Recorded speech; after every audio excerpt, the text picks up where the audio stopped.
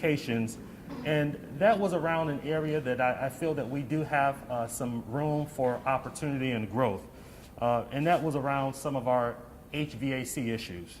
We are aware of HVAC issues across the district that range from 1 to 2 classrooms to entire hallways in buildings. I will ask that you keep in mind that we do know that heat is stressing our systems, and so we expect that there will be HVAC issues. But as problems are reported, I can tell you that our staff is working diligently to respond to and address those issues.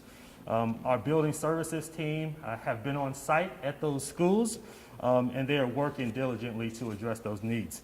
I do want to use this as an opportunity to just share with you that we do have a shortage among our HVAC staff members, and we are continuing to recruit. I will leave that particular point up to Ms. Christine Pajot, our Chief Human Resources Officer, but we are definitely still recruiting not only for HVAC workers, but for bus drivers and teachers as well. With that, I am going to toss it over back to Patrick Smith for any questions that you all may have of us. Again, if you'll just let us know your name and your affiliate. Courtney, I know you. Good morning. I've been here a long time. Good afternoon. I know you all mentioned this throughout the meeting today, vacancies with teachers, bus drivers, 135, close to 90 bus drivers. And of course, no first day is perfect, but how did everything go considering those vacancies, and did you all have any absences for staff members? I'll leave that to our Chief Human Resources Officer. Thanks for the question. And you know, frankly, what we are doing in HR nonstop is working our first priority of making sure that we fill those vacant positions. And we don't have systems, unfortunately, that provide us that real-time information. So given our work around making sure that we do everything we can to fill those vacancies as quickly as possible, we certainly will have a more comprehensive report towards the end of this week. With that said, it appears as though we had approximately 420 teacher absences today. I know that we've deployed at least around 170 substitutes. But again, you have to understand that much of our systems work requires us to do manual polls to take a look at that information, and it certainly doesn't make sense for us to do that when we know that we have to work very diligently to close that teacher vacancy gap. Thank you. Next question. Here in the back. Yeah, Alexandra with WCCB. Given the vacancies of bus drivers, how did that impact students getting home from school today? At this point, are most students home? Do you anticipate any students getting home at like 8 or 9 o'clock, like the situation was about 2 years ago? What are you seeing in regards to that? Dr. Hayes. Yeah. Thank you. No, just like on any other first day of school, we understand that we do have delays that will take place as to make sure that, especially our elementary schools, they want to make sure all of our students get on there with the right colors and the right codes and everything else that they take a little bit more extra time with, so that delays for just a few minutes. We do usually on the first day see around 7 o'clock average time of clearing. We can see up to times that go a little bit later than that. We do know at this point in time students are en route in many of our schools. I have a middle schooler right now that is on her way home at some point in time, and we're hoping to get her there. So it's across the district, but this isn't anything new. This usually takes about 2 weeks to get ironed out, and once it's ironed out, then it starts to run much smoother. Yeah, I just want to take a moment to clarify the recent response about substitutes and vacancies. That 420 number includes vacant positions. So that includes the vacancies that we shared that we had before, so those 135 teacher vacancies. In the back. Yeah, Mark Becker with WSC. Okay, Mark. The math. Any pushback today? I think there's a question for the superintendent. What's your sense of how it all went? This is something that has been burning up around the country, and I was wondering if you have a feel for how it was today. Mark, can you repeat the first part of your question? Just, Mr. Winston, the math. Oh, sure. Any pushback? Reception? You know, it's been controversial. Everything. Thank you for repeating the question. I appreciate that. My experience today, and we had a debriefing a short while ago with our senior leadership team in the district, and the predominant feeling was that it was a non-issue. Our students came prepared, and I think a lot of that is due to the fact that our families are partnering with us to set expectations before students arrive on campus. Students got off the bus, they hopped out of the car with their face coverings or their mask on. And so this was a non-issue for us today, and we anticipate with that continued partnership and reinforcing what the expectations are of each and every one of our students, as well as our staff members, that this will not be an issue. Hunter? Yeah, Hunter with WCNC Charlotte. About the teachers being absent, this could kind of go off of that. Were there any students or teachers, staff sent home today for COVID symptoms or COVID-related things? Are there already COVID issues popping up on this first day?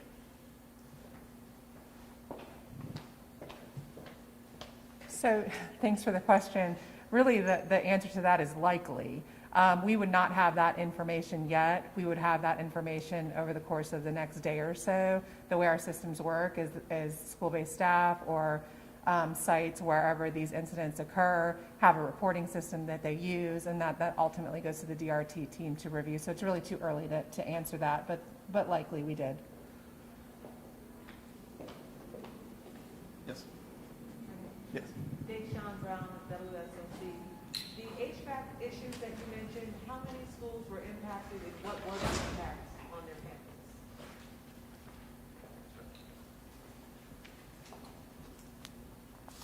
So again, thanks for the question. Superintendent Winston said it's hot outside. It stressed the system and a significant amount of schools. So right now we collected, as we had our debrief, we collected the number of schools that would have had 1 to 2 classrooms, buildings, hallways and everything. So we collect all the data, and then we'll see what kind of, one of the things we have is a work order process. So we need schools to be able to input the work order so that we know what we're dealing with, what issues. And so the techs will go out, they're out there right now, being able to kind of fix whatever issues. But I went to 6 to 8 schools myself, and the instruction was occurring throughout. Principals are very well aware of issues on the campus with HVAC, and so they will just swap classrooms, move to areas. Even if cafeterias were affected, we've had 2 schools I know of that had cafeteria issues. They were well versed, and kids came in, got their lunches, and then went back to the classrooms to eat lunch. So overall, instruction wasn't impacted by the HVAC concerns as far as total schools. So. If I could clarify, were these classrooms, cafeterias without air? Is that what you're referring to? They could be either without air or air running at half capacity, 50% capacity to that effect. But it wasn't any kind of healthy or unsafe conditions. It really was an area where we just shifted. It could be a cafeteria for an elementary school that's combined with the gym, so the gym classes then went to another part of the school to do their education or whatever they were doing for that period. Courtney? Earlier you all mentioned an emphasis on social and emotional learning. You know, for a lot of these students, this was their first time being back in person. Were there any counselors available to talk to them, especially with the impact of COVID over the last year and a half? Some of them may have been feeling a little emotional about that. Dr. Hayes? Great question. Yes, all of our schools have counselors. All of our schools were well versed and ready to receive students that may need to speak to a counselor for any reasons. And so that opens up day one. We do also know that over the next couple of days, all of our principals will potentially be holding either meetings in person or by video to all the classrooms, where they also will be speaking to all the services and support services that are provided to the students within the school, and how they're able to receive those services, who they need to speak to, and which to get those. Alexander? Yeah, so I had several parents reach out to me over the past few days expressing concerns of not wanting to have their child in person at school, but also not being able to get to the virtual school. And it was confirmed at the school board meeting last night that there is a wait list. For those parents who don't feel comfortable sending their kids to school, but also can't get into the virtual school, what should they do?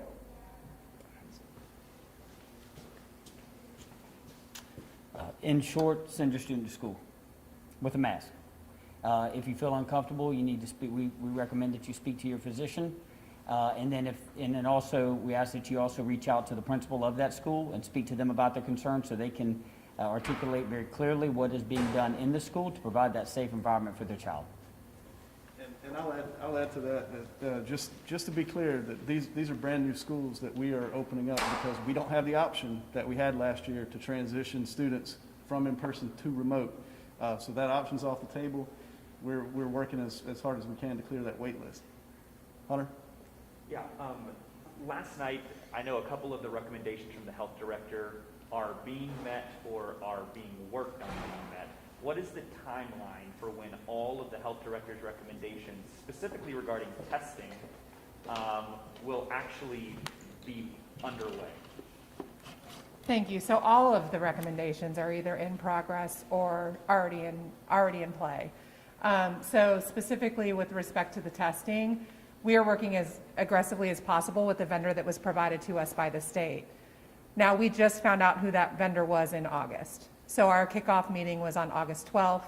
We've had 2 subsequent meetings and then meetings also with the Mecklenburg County Public Health Department in order to get that testing program off the ground. So that's really a long answer to your question. So it's as quickly as possible, but we need to make sure that we can do it with fidelity.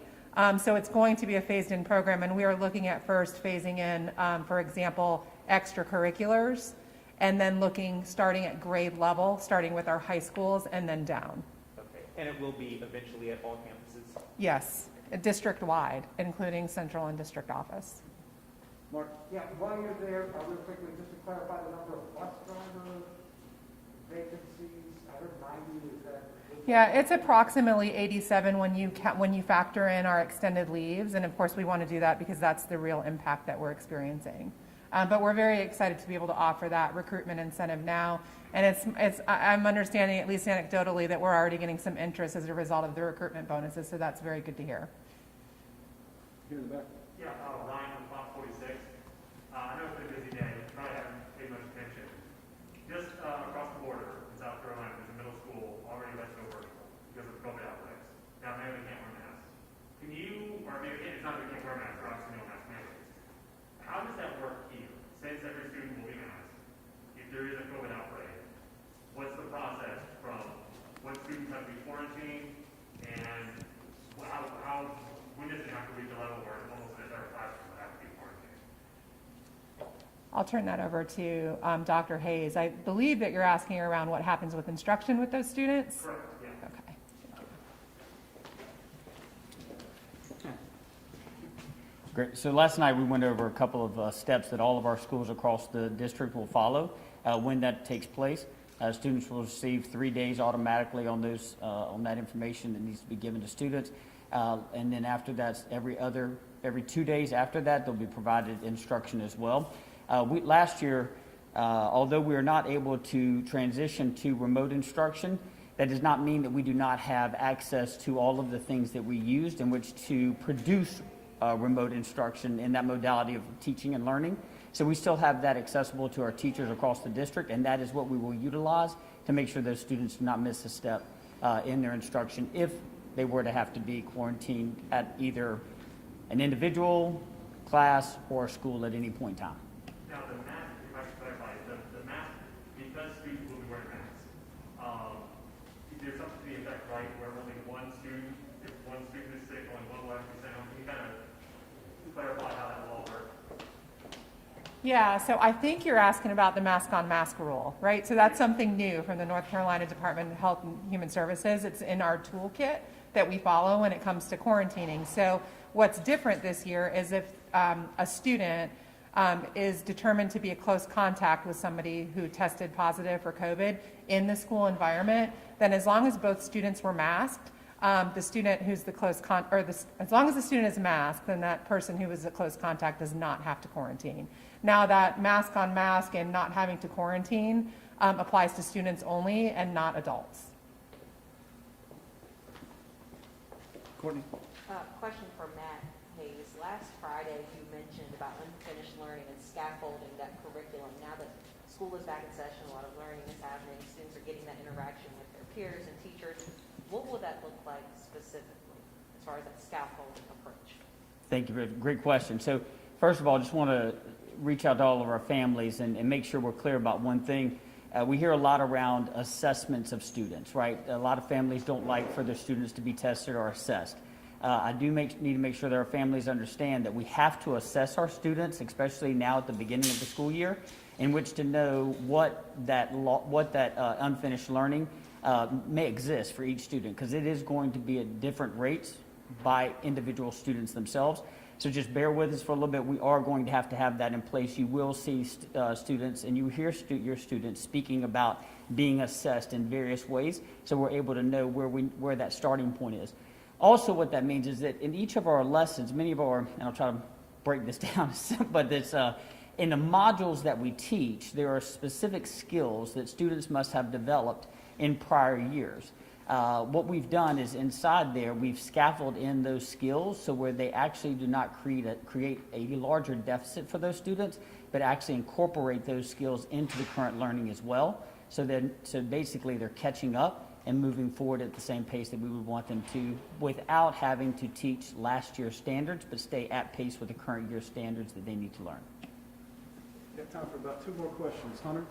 Yeah, I know that the district can't switch to full remote. I know that we've said state lawmakers kind of put a hinder to that. But could we see individual schools switch to remote if there is something like a COVID-related issue? So here's the big issue around the remote learning that we need to be clear on is it really doesn't pertain as much as to can we do it or can we not do it for instructional means. What it means is that we cannot do it and count it actually as a day of instruction. Okay, North Carolina requires us to have 180 days of instructional days.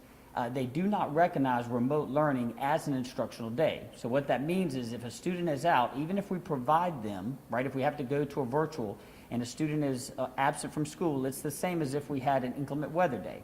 You still have to make that day up on the calendar. So we would have to have either Saturday school or that day would have to be replaced with a teacher work day or so forth. So because they do not count that as an actual instructional day, that's what's the variation there. Students will still receive instruction, and they may receive the instruction in the same way that they did in a remote setting, because we want to make sure that they don't get behind. So just to kind of give the clarity there, it does not mean we can't provide them. We cannot provide them a virtual opportunity. We will. It just means that we can't count it as an actual instructional day for the year. Since they aren't enrolled in the virtual category. Since they're not enrolled in the virtual. Any student that is enrolled in the virtual schools actually have a school number. And you must have a school number that allows you then to be able, and that basically means that school has been approved by the state in which to deliver its instruction in a virtual format. Last question. Alexander? Yeah, kind of based off that question, I know it was discussed in the school board meeting last night that there would be extra support if a remote situation were to happen, but in the event that, let's say we kind of go all the way backwards to a 2020 scenario where most of the district has to go remote, state law changes, et cetera. From lessons learned last year, is there a contingency plan in place by the district to say, okay, if we are in this position, this is how it will look? And just to clarify that question, you're making the assumption that the state allows us to do something like we did last year? Right.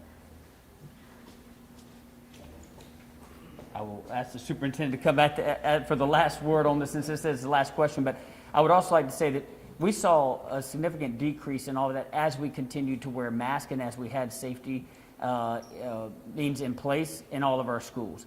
So I would hope that by making sure with the vaccinations, making sure that all of the adults in our buildings, those students that are over the age of 14 have that vaccination, we're wearing masks, we would hope that we would be able to have enough preventive measures there that would not have to come up again, even if it was to be an offering that we would have. But Superintendent. Just to clarify on Hunter's question, so it's my understanding from what you said, there is no option really for one specific school to go all remote in the district. That's not even on the table at this point. Yes, That's ma'am. state law. That is correct. That is correct, because they do not recognize it. Well, and it doesn't mean. They basically put like a whole school behind. So let me be clear in that, because it's very important to understand it. So a school may have to happen to a school if it was to take place, right? Superintendent would check with the board, they would give that authorization to do that. But that day would still have to be made up because it would not count as an instructional day under the current laws of the state. So it would be no different than if it was snowing and we had to close because of the snow or any other inclement weather. That day has to be made up in order to count as an instructional day. Yes, ma'am. Let me see if I can recall the exact question. Essentially, I just want to know, is the contingency plan, if we are to go with the remote, a little more organized than last year, given lessons learned and things like that? What does that contingency plan essentially look like? Well, absolutely. We're always planning for what if, what could potentially happen. And that's a big if, right? We have begun conversation amongst our leadership team in terms of preparing for what would that look like. We know because we've had to shift at moment's notice as we have done over the past 18 months. We know what that looks like. So the good thing is that we've done it, we've been there, and we know how to adapt if necessary.